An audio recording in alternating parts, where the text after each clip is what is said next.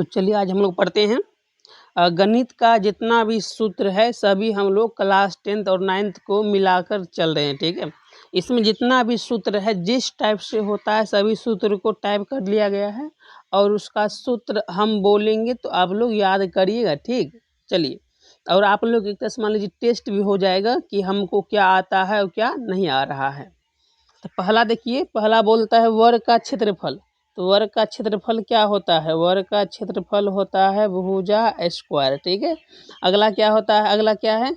अगला है आपका वर्ग का परिमाप। तो वर्ग का परिमाप होता है 4 गुना भुजा, 4 गुना भुजा होता है। ठीक है, अगला देखिए, अगला आपको है अगला है वर्ग का विकर्ण। वर्ग का विकर्ण होता है आपको भुजा √2, वर्ग का विकर्ण भुजा √2। ओके, अगला देखिए, अगला आपका है आयत का क्षेत्रफल। आयत 4 नंबर देखिए, आयत का क्षेत्रफल।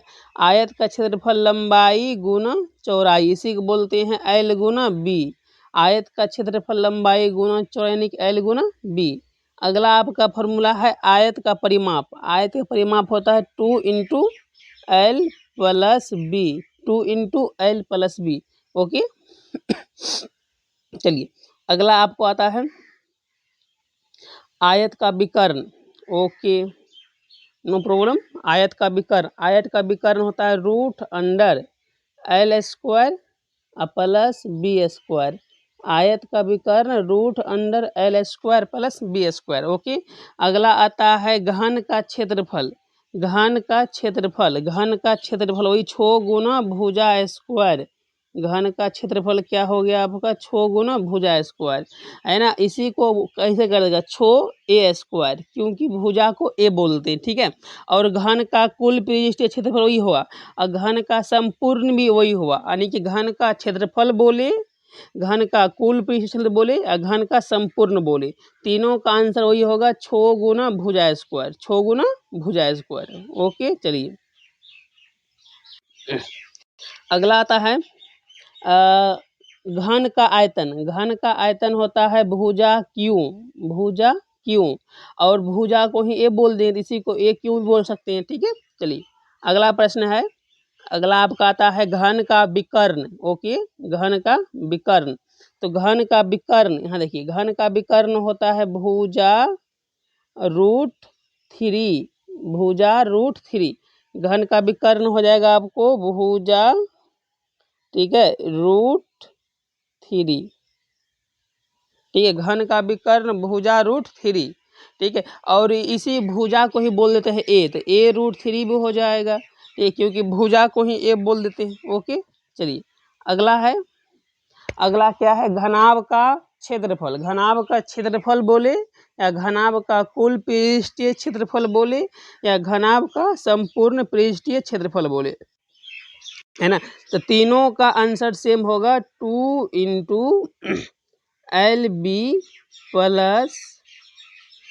BH + HL। ठीक है, ये घनाभ का कुल पृष्ठीय क्षेत्रफल हुआ, यानी घनाभ का क्षेत्रफल, घनाभ का कुल, घनाभ का संपूर्ण। तो 2 × LB + BH + HL तीनों हुआ। ठीक है, चलिए, अगला है घनाभ का आयतन। घनाभ का आयतन L गुने B गुने H। घनाभ का आयतन L गुना B गुना H। ओके, चलिए, अगला प्रश्न है घनाभ का विकर्ण। घनाभ का विकर्ण, तो ये होगा √, कहाँ होगा? √L² + B² + H²। ठीक है, यानी कि घनाभ का विकर्ण √L² + B² + H²। ओके, चलिए, अगला आता है बेलन का वक्र पृष्ठीय क्षेत्रफल। क्या है? बेलन का वक्र पृष्ठीय क्षेत्रफल, तो ये होता है 2πRh। बेलन का वक्र पृष्ठीय क्षेत्रफल 2πRh हो गया। चलिए, अगला क्या है? बेलन का कुल पृष्ठीय क्षेत्रफल। इसमें क्या है कि बेलन का वक्र अलग हो गया, बेलन का कुल हो गया अलग, तो ये हो गया 2πRh। R into R plus H.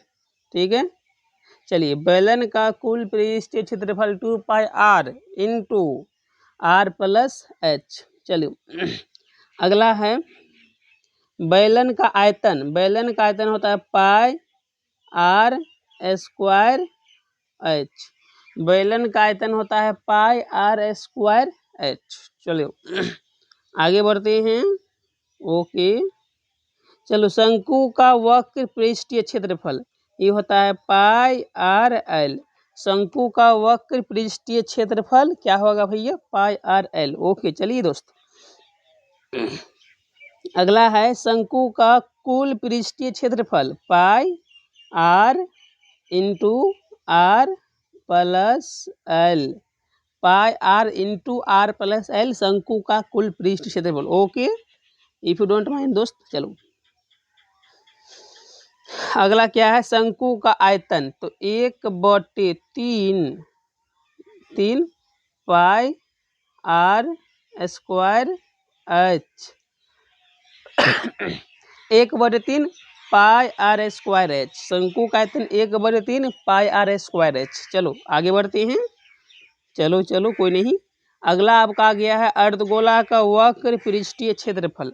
अर्धगोला का वक्र पृष्ठीय क्षेत्रफल तो ही हो गया इसका 2 पाई आर स्क्वायर। अर्धगोला का वक्र क्या हो गया? 2 पाई आर स्क्वायर। ओके, अगला देखिए, अगला क्या बोलता है? अर्धगोला का कुल यानी पहले था अर्धगोला का वक्र यानी 2 पाई आर स्क्वायर। अगला क्या है? अर्धगोला का कुल पृष्ठीय क्षेत्रफल यहाँ है ना, तो इसका हो गया सेम 3 पाई आर स्क्वायर। देखिए अर्धगोला का वक्र बोला 2 पाई आर स्क्वायर कर दिए, अर्धगोला का कुल बोलेगा 3 पाई आर स्क्वायर। बस अर्धगोला का वक्र में 2, अर्धगोला 3, कुल में 3 कर देंगे। चलो आगे बढ़ते हैं। अगला क्या है कि अर्धगोला का आयतन, तो इसका वही होगा 2/3 पाई आर क्यू। अर्धगोला का आयतन हो जाएगा 2/3 pi R cube. 2/3 pi R cube यानी इसी वजह 2/3 पाई आर क्यू। अगला क्या आता है आपके सामने क्वेश्चन, आप लोग भी हमसे पहले जवाब देने की कोशिश करिए दोस्त। अगला क्या बोलता है? गोला का क्षेत्रफल, गोला का कुल पृष्ठ क्षेत्रफल और गोला का संपूर्ण पृष्ठीय क्षेत्रफल। ये तीनों का सूत्र एक ही होता है, इसको अलग अलग क्योंकि इसका वक्र नहीं होता, इसका कुल ही होता है। क्षेत्रफल बोलो गोला का क्षेत्रफल, गोला का कुल और गोला का संपूर्ण फिर एक ही होता है। इसका होता है 4 पाई आर स्क्वायर। गोला का कुल पृष्ठ क्षेत्रफल 4 पाई आर स्क्वायर। ठीक है, गोला का अगर बोलेगा क्षेत्रफल 4 पाई आर स्क्वायर, गोला का संपूर्ण बोले तो 4 पाई आर स्क्वायर। चलो आगे बढ़ते हैं। अगला आता है गोला का आयतन। क्या आता है? गोला का आयतन यानी 4/3 pi R cube. 4/3 pi R cube, इसी बोल से 4/3 pi R cube. 4/3 pi R cube. चलो वृत्त का क्षेत्रफल बहुत मस्त जवाब है, पाई आर स्क्वायर। वृत्त ऐसा होता है, ठीक है, वृत्त का क्षेत्रफल पाई आर स्क्वायर।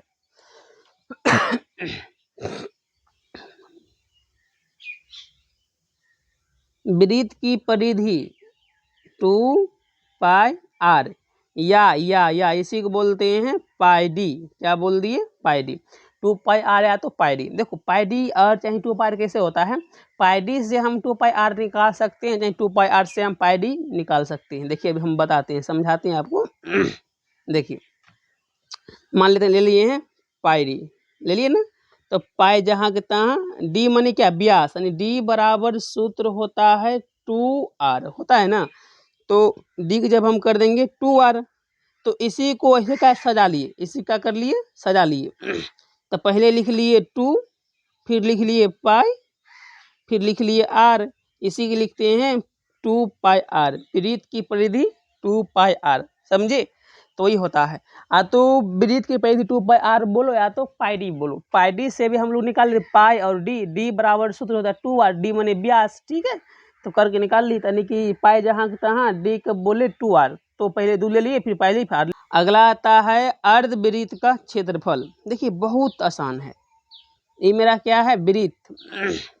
फोर अच्छा नहीं बना, रुकिए अभी हम बताते हैं। चलिए ये मेरा क्या है, वृत्त है, ठीक है, वृत्त है। तो वृत्त का क्षेत्रफल क्या होता है, पाई आर स्क्वायर होता है ना। वृत्त का क्षेत्रफल पाई आर स्क्वायर, ठीक। लेकिन यहाँ पर क्या बोल रहा है कि अर्धवृत्त का क्षेत्रफल, अर्ध माने क्या, आधा, आधा माने 1/2, 1/2, ठीक है। तो अर्धवृत्त का क्षेत्रफल बोले तो 1/2 pi R square, pi R square, समझे। चलो आगे चलते हैं। अर्धवृत्त की परिधि, तो अर्धवृत्त की परिधि होता है 2, नहीं रुकिए, pi R plus D, pi R plus D, है ना। ये पहला हो गया। इसी को आप और बना सकते हैं, यानी कि अर्धवृत्त की परिधि पाई आर प्लस डी, और इसी से एक फार्मूला और निकाल सकते हैं। देखिए कैसे निकालते हैं, गौर करिएगा प्लीज। देखिए पाई आर जहाँ के तहाँ, डी, डी माने क्या, व्यास, डी बराबर होता है 2r, जैसे कभी हम लोग देखिए यहाँ हो गया, यानी कि पाई आर प्लस डी जब बैठ गया 2r। ओके, दोनों में क्या मिलता है कॉमन, दोनों में दोस्त क्या मिलता है कॉमन, दोनों में मिलता है आर आर, तो दोनों में यहाँ आर ले लिए, यहाँ क्या बचा पाई, यहाँ क्या बचा प्लस, यहाँ क्या बचा 2, तो हो गया, यानी कि r इंटू पाई प्लस 2। ये भी हो गया अर्धवृत्त की परिधि। पहला परिधि हुआ था पाई आर प्लस डी, और दूसरा हो गया आपको, दूसरा हो गया r इंटू पाई प्लस 2, क्योंकि पाई आर प्लस डी जहाँ के तहाँ था, यहाँ है ना, तो पाई आर जहाँ के तहाँ, डी माने व्यास, डी बराबर होता है 2r, तो डी की जगह बैठा दिए 2r, यहाँ पर आर आर कॉमन ले लिए, क्या बचा पाई प्लस 2, हो गया। चलिए तो आगे बढ़ते हैं। देखिए अर्धवृत्त की परिधि हो गया पाई आर प्लस डी, या तो होगा R into pi plus 2, prove किए थे। चलिए आगे बढ़ते हैं। त्रिज्यखंड का क्षेत्रफल, ये जो कि बहुत इम्पोर्टेंट है, इससे सवाल भी आती है, कि हो जाएगा थीटा बटे 360 गुना पाई आर स्क्वायर, यानी कि थीटा बटे 360 गुना पाई आर स्क्वायर त्रिज्यखंड का क्षेत्रफल, ठीक है। चलो ऐसे मान लो, ऐसे है, इसको ऐसे काट दिया, ऐसे काट दिया, बीच में पेंट कर दे, त्रिज्यखंड बन जाते हैं। चलिए अगला क्या है, चाप की लंबाई, सेम, जब त्रिज्यखंड का क्या हुआ, थीटा बटे 360 गुना पाई आर स्क्वायर, ये मेरा हो गया त्रिज्यखंड का क्षेत्रफल। अब आता है चाप की लंबाई, तो चाप की लंबाई देखिए कैसे होता है, ये हो जाएगा थीटा बटे 360 गुना, ये हो जाएगा 2 pi are, 2 pi are, theta बटे 360 गुना 2 पाई आर। देखो यानी कि अगर त्रिज्यखंड का क्षेत्रफल बोले तो ये हो जाएगा थीटा बट्टी 360 गुना 2 पाई आर स्क्वायर। अगर चाप की लंबाई बोले थीटा बट्टी 360 गुना 2 pi R. Okay, it's okay, done. आगे चलते हैं। हाँ, आगे आता है हिरोन के सूत्र से त्रिभुज का क्षेत्रफल। हिरोन के सूत्र से, तो ये देखिए ना, सेम रूट अंडर एस, रुकिए यहाँ पर हटेगा, एक मिनट होल्ड। चलिए हाँ, तो हिरोन के सूत्र से त्रिभुज का क्षेत्रफल, तो हम लोग डालेंगे पहले हिरोन के सूत्र से त्रिभुज का क्षेत्रफल, तो root under S into S minus A into S minus B into S minus C, ठीक है। चलिए, यानी कि हिरोन के सूत्र से त्रिभुज का क्षेत्रफल, तो पहले के root under S into S minus A into S minus B into S minus C, ठीक है। तो ये मेरा हो गया हिरोइन के सूत्र से त्रिभुज का क्षेत्रफल। ओके, चलिए आगे बढ़ते हैं। डन। अगला आता अर्ध परिमाप। अर्ध परिमाप जो है जैसे भी हिरोइन के सूत्र में देखे ना, S into root under S into S minus A into S minus B into S minus C, तो वही सेम है, वही वाला एस है। तो एस बराबर जो है ना यहाँ होता है ए प्लस बी प्लस सी बटे 2, यानी कि एस बराबर ए प्लस बी प्लस सी बटे 2। चलिए अगला आता है त्रिभुज का क्षेत्रफल। त्रिभुज का क्षेत्रफल 1/2 आधार गुना ऊंचाई।